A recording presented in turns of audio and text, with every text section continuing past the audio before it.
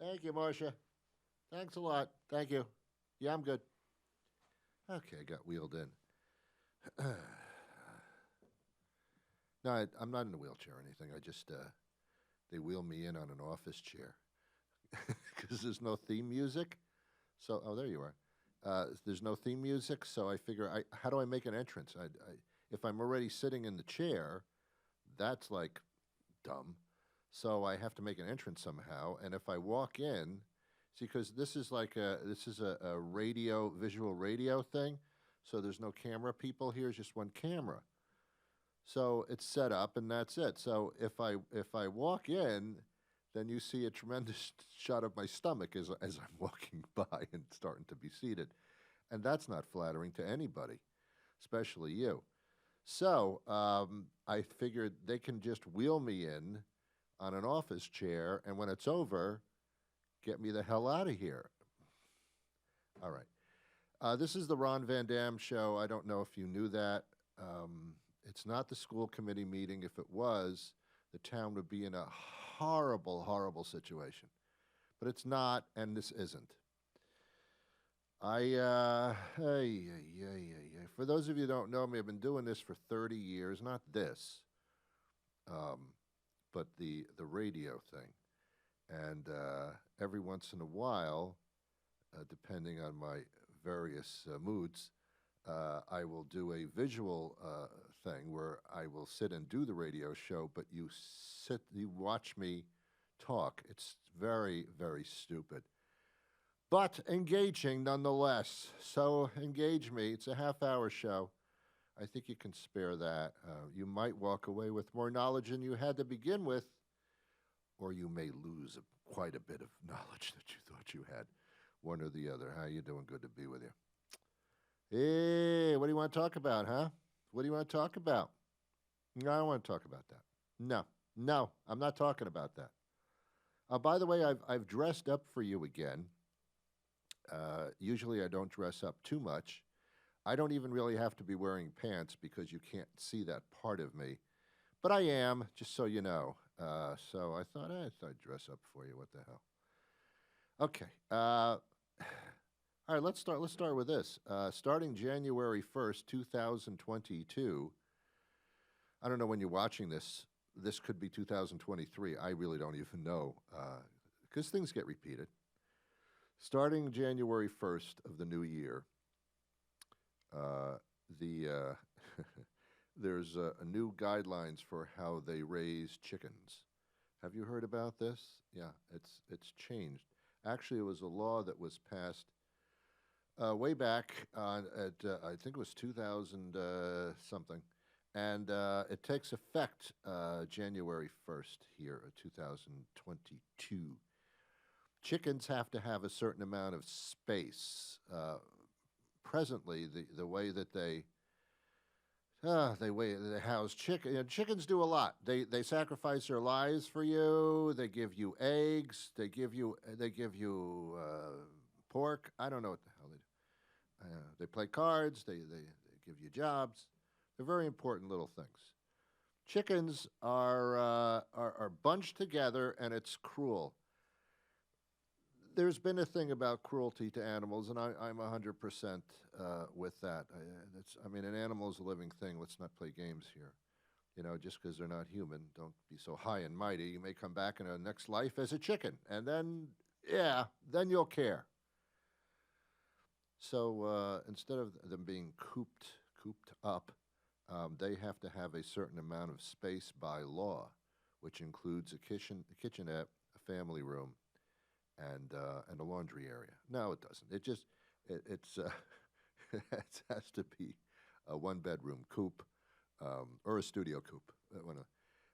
No, they have to have. I believe it's 1.5 square feet of space to move around, and that's not a lot of space.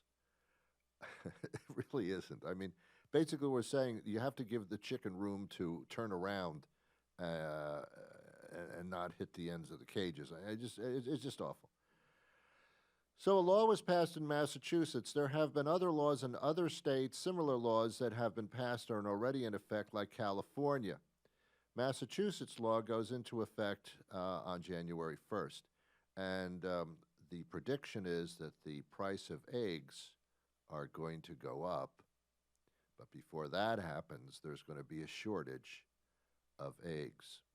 hmm I don't know how much you like eggs, but you may not have as many on the shelf as you think you do right now. And that's not necessarily because Massachusetts has more restrictions on how you raise the chicken. Chickens need more space, man. Uh, it's not that. It's just that that law goes into effect also in other states.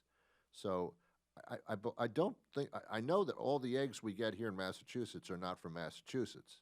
They're from other states. And that's going to change the whole country's availability of eggs.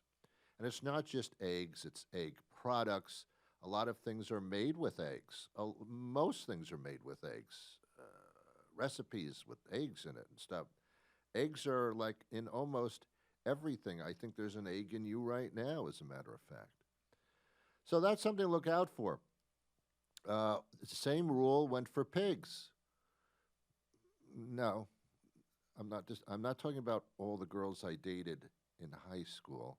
I'm talking about the animals. They are also requiring more space. Hey, since I was born, I wanted more space. I did. I said to my parents as I was growing up, look, this is cruel. You give me a small bedroom. I need some space, man. Get out of my face. I need some space. I still want space.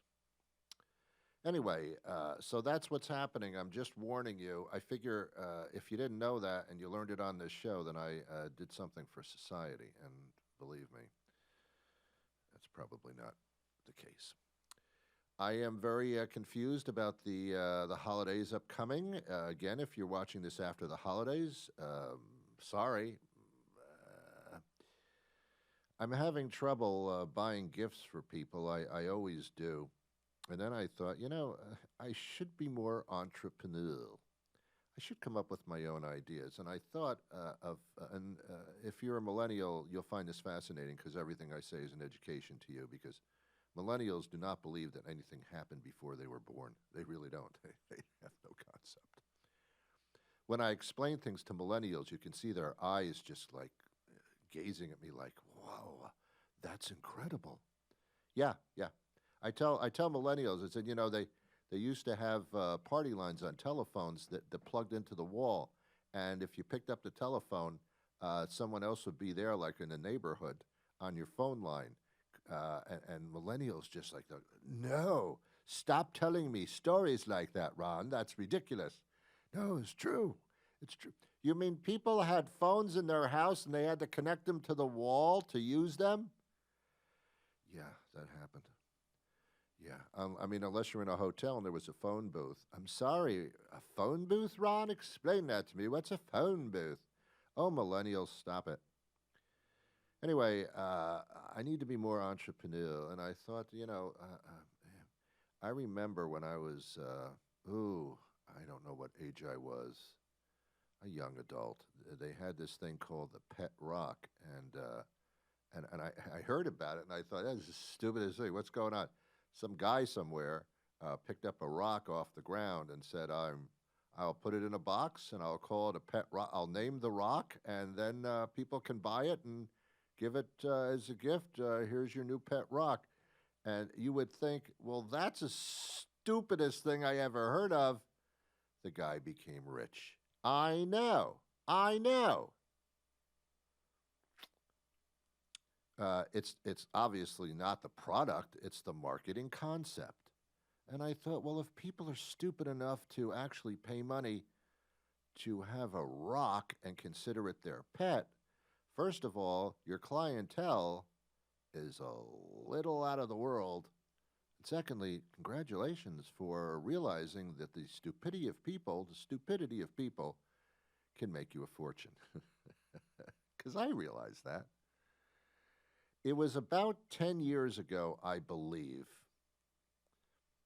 when I couldn't figure out what to get my wife for the holidays. I just couldn't do it. And then I interviewed somebody on the radio who told me that they were the creators of the International Star Registry. And I said, I don't know what the hell you just said. What is an International Star Registry? I said, well, here's what it is, Ron. What happens is, as a gift, you're going to name a star in the universe after somebody, and we will send you a certificate in the mail, the official certificate that that star has been officially named for the person that you chose. And I said to the guest, please write down on this pad of paper where you got the drugs that you're taking and the name of the drug so I can get some, 'cause you're crazy. That was a real deal.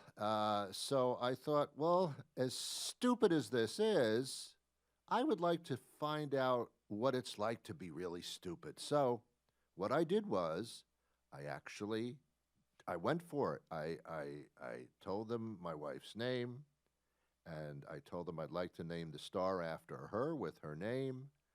And they said, okay, we'll pick out the star. I said, well, okay, because I don't know the difference between them or which ones are available. When I look up in the sky at night, I don't know. I'll pick that star. No, that belongs to Kenneth. You can't take that one. I don't know.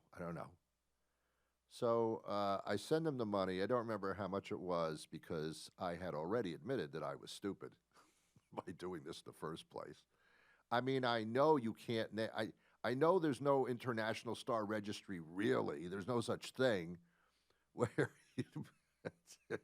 no, you can't name that star. No, that's already taken. That's crazy. It's just stupid. I'm stupid, but I'm not that stupid. So they send me your certificate in the mail, and the certificate looks really official. It's like you won the award or something, or Nobel Peace Prize. It's a big certificate, and it's all glitzy. And I decree, son of the kingdom in the land, I so decree that the star above has been so dedicated. It actually gave the coordinates of the star in the sky. Like that makes a difference. Like I'm going to call them up and say, excuse me, on the certificate, your coordinates are off by a measure of whatever the coordinate is. So could you just double check that? You don't do that because you have no idea what the hell they're talking about anyway. So the holidays come and it's time to open up the presents, and my wife opens up in a frame. I put Tiffany in a frame, because that's the kind of guy I am. And she opens it up, and you could see in her eyes two things were going on at once. One of the things going on in her head was, this is incredibly creative. My goodness, this is creative. The other thing going on in her head was, what the hell's wrong with you, Ron? What is this? What is this piece of crap that you framed for me? Well, she did her best to be appreciative of my stupidity. And she said, oh my goodness, that's not her real voice. Oh my goodness, they've named a star after me. And in her mind, she says, it's absolutely ridiculous. Well, it's still, she has an office, and in her office, in a frame, is this certificate, and a star has been named after her. And sometimes when we're driving at night, we'll look up at the stars, and I'll say, ooh, look at that's yours over there. That's yours. You're particularly shiny tonight. It's ridiculous. International Star Registry. I think they still have it, so you can do this as well. But taking the cake on ideas that are just absolutely insanely stupid yet incredibly successful and monetarily beautiful. Back in, was it 2015? Do you remember that? Where were you in 2015? Seems like such a long time ago, but it wasn't, but it was. You know what I'm saying? You know what I'm saying? 2015 seems like that's not long ago. That was a few years ago, right? No, no, it wasn't a few years ago. It wasn't that long ago. 2015 was 6 years ago, going on 7. Wow, wow. I know. There was a guy named Kyle. There's his last name right there. Kyle Waring, Waring. Google him if you want to. Kyle Waring, back in 2015, he lived in Manchester by the Sea. I don't know if there's a Manchester that's not by the sea. This one's by the sea. So he's living there in Massachusetts, and apparently there was a snowstorm. It was the most snow in a particular month. Broke the record back in 2015, 45 inches of snow. And he and his wife were trying to shovel out their house, basically, because that's a lot of snow.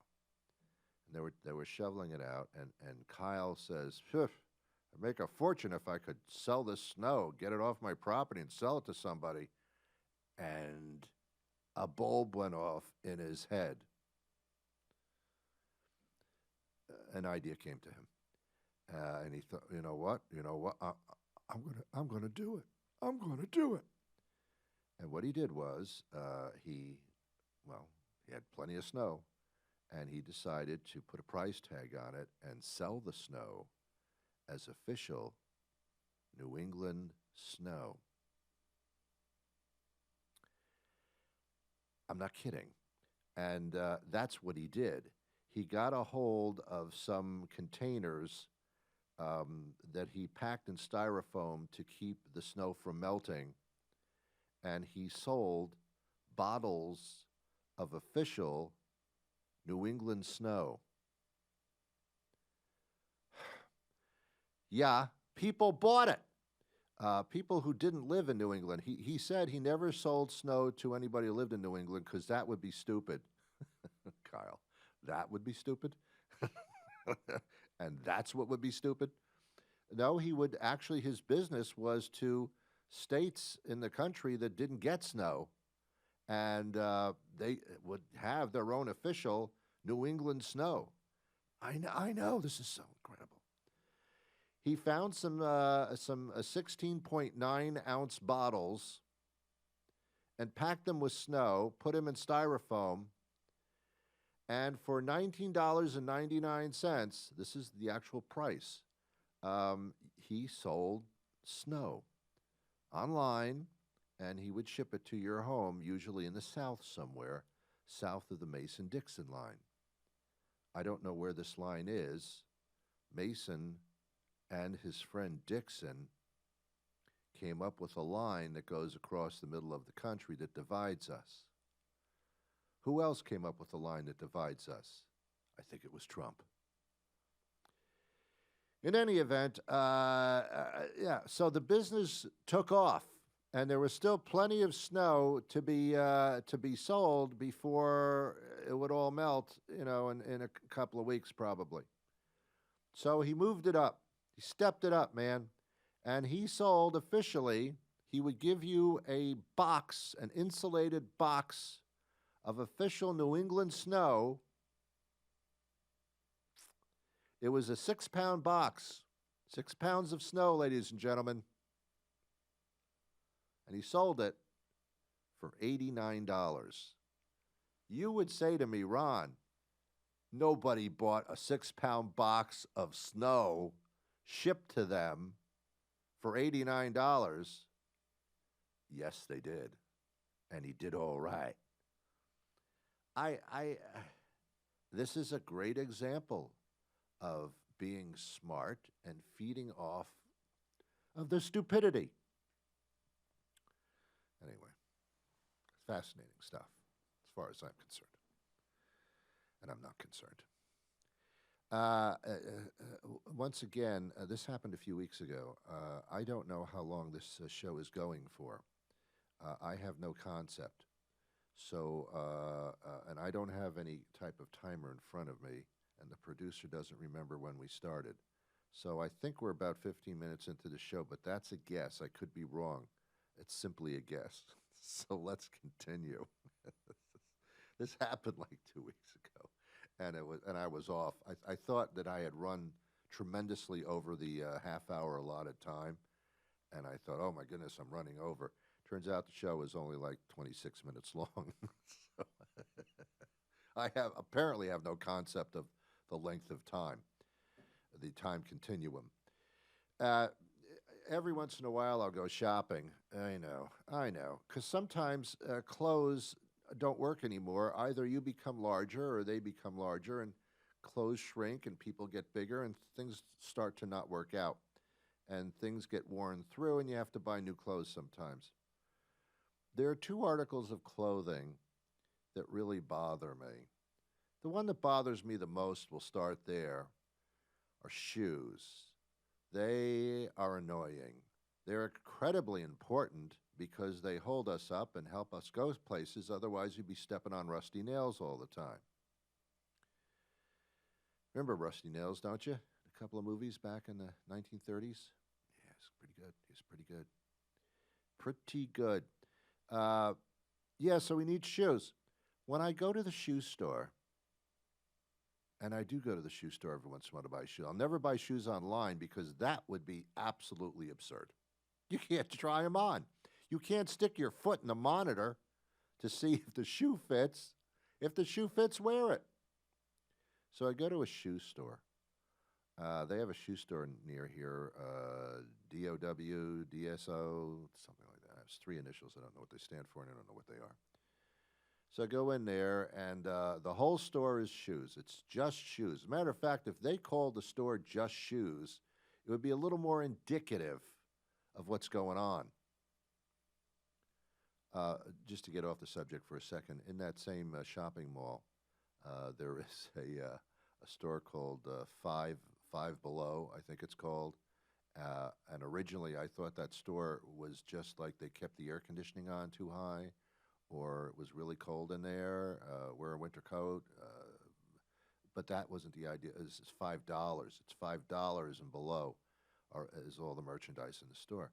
Well, now because of inflation, you're finding some merchandise in the Five Below store that is above five.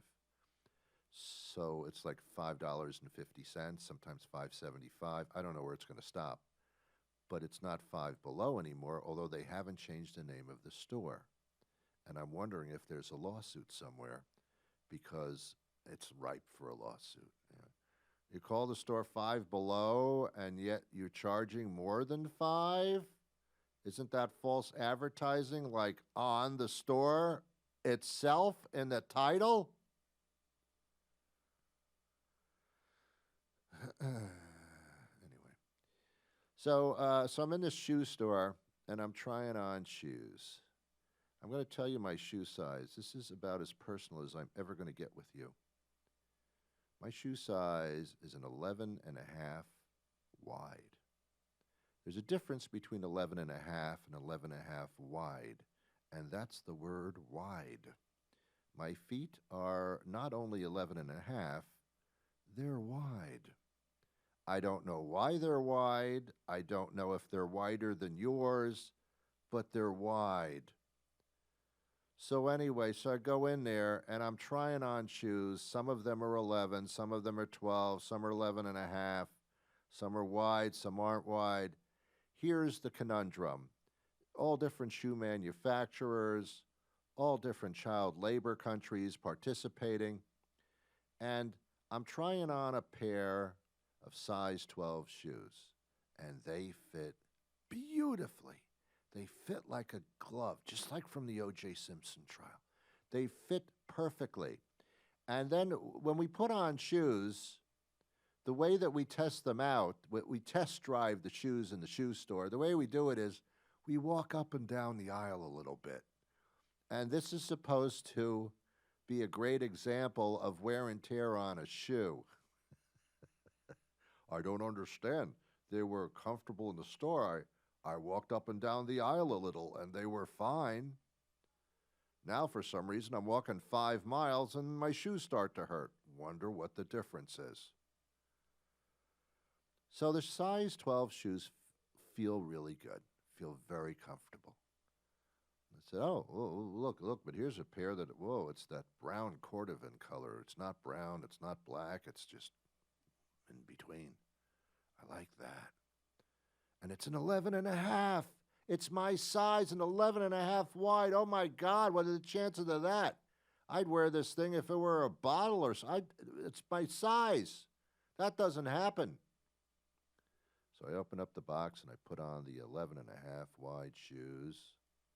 They don't fit. They're too small. And that's where the conundrum comes into play. Now, wait a minute. On the box, it says 11 and a half wide. That's my size.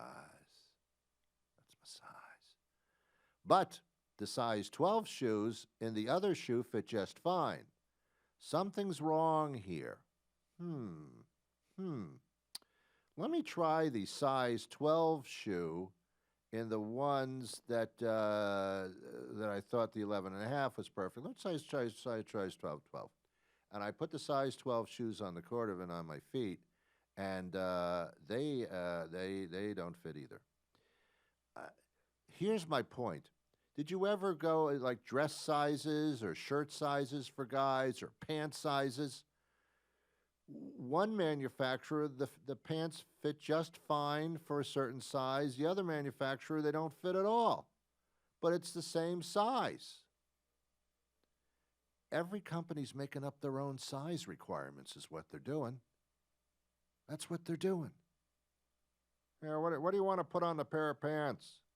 It's a 34. Yeah, put 36. No one knows. It'll fit most people anyway. Hey, we just made a pair of really nice shoes. What size are they? 12. All right. We're out of size 12 boxes. Put them in the 11. 11, that's a whole size difference. Yeah, it doesn't make any difference. What the hell? They don't know the difference. It doesn't make any sense. It makes no sense. It's not right. I don't know. I'm not sure. There's this time of year, I've run into a phrase that I don't quite understand, and it's giving back. You're supposed to give back when you get something nice. You're supposed to give back with your heart. Give back. So that's what I've been doing. If I get a gift from somebody, I open it up and I look at it and I say, I really don't want this. I'm going to give it back to you. That's so rude. How can you? I just gave you a gift and you don't want it and you're giving it back to me? Yes, because that's what they say. It's giving back. And that's what I'm doing. It's a gesture. I'll give you a gesture.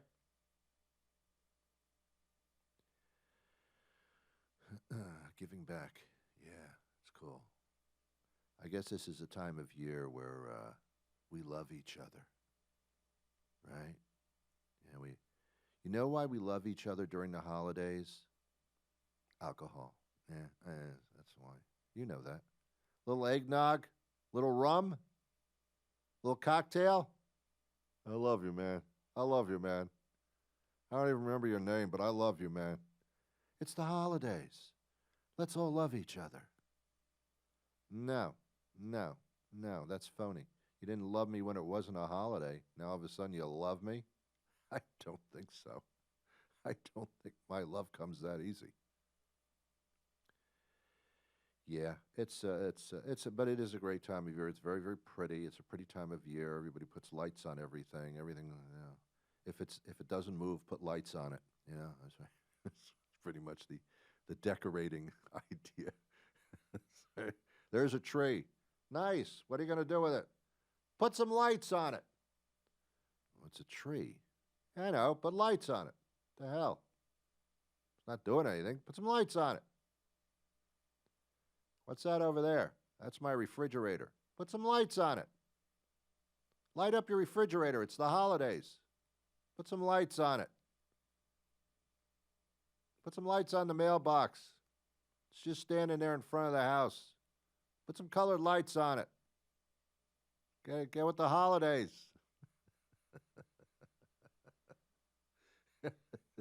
What's that person doing over there? Standing there on the curb. Put some lights on him. He says, put a light on him. Put some lights on him. That's what we do. That's what we do. Put lights on things. That's how we celebrate the holidays. And they're beautiful. They really are. Yeah. All right, kids. Again, I don't know how much time has been spent here. If this show is running short in any sense of the word, then I assume that they will just have the that thing that tells you when everything's on, the guide, tells you what's coming on at 9 o'clock and 10 o'clock and 11 o'clock and all that stuff. They'll run that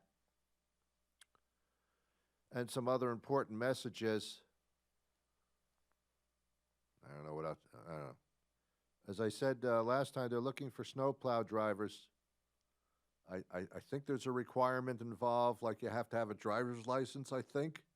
If you want to be a snowplower for the town that you live in, you must. I don't know if you need your own plow, but you have to have a driver's license. You have to be able to drive. Well, yeah, I know. Yeah. It's not easy being a snowplow driver. I wouldn't want to be a snowplow driver. No. When it snows, I have no idea where the driveway is. I know you put in those little stakes, those little stakes, wooden stakes. Yeah. How are the wooden poles, the wooden stakes, named the same thing as like a porterhouse steak or something? Why are they both the same word? Come up with something else. Call them like snow stick-uppers or something, or snow poles. Don't call them steaks. That's not a steak. I've had a steak. That's not a steak. Some people put them up, but then they always fall down. So if I were a snowplow driver, I wouldn't know where the street ends and where the house begins. I have no idea. How am I supposed to know? There's snow all over the place. Hey, there's snow all over the place here. Well, it's your job to remove it. But I don't know. I don't know where. Well, I don't know. I don't know what to do. It's a tough job, and you got to work all hours of the night, and just the time when you want to relax, you got to go work. Everybody stay home. But I'm a snowplow driver. Get to work. I'm confused now. I'm confused what you want. I'm confused what you want. They're offering big incentives for snowplow drivers because there aren't enough of them. So the incentives are they'll pay you a lot of money, and they'll send you to Hawaii for 3 weeks, all expenses paid. They'll set you up on the Carnival Cruise Lines to Orlando to Disney World. They'll take care of your grandmother, buy her some new shoes. Doesn't matter the size, because they're all different anyway. They'll find you a new house in the witness relocation program because you were a snowplow driver, and they'll find you a house somewhere in New Jersey. They really do take care of you. They're very thankful of snowplow drivers. They are. All right. Once again, can you tell I'm starting to waste time now? I know I've wasted time since the beginning, haven't I? I know. All right, that's about it. I'll be back again. Actually, I'm not going to be back for, I think, 7 years. I'm going to, some people say, I'm going to take a few weeks off. We're going to be off for the holidays. No, I'm not going to be here for 7 years. I'm going to take an extended vacation. I'll be back in 7 years. I know. Hey, maybe it'll be 8 years. So just stop it. Have yourselves a wonderful day. I wish you peace. Okay, Marcia, wheel me out of here.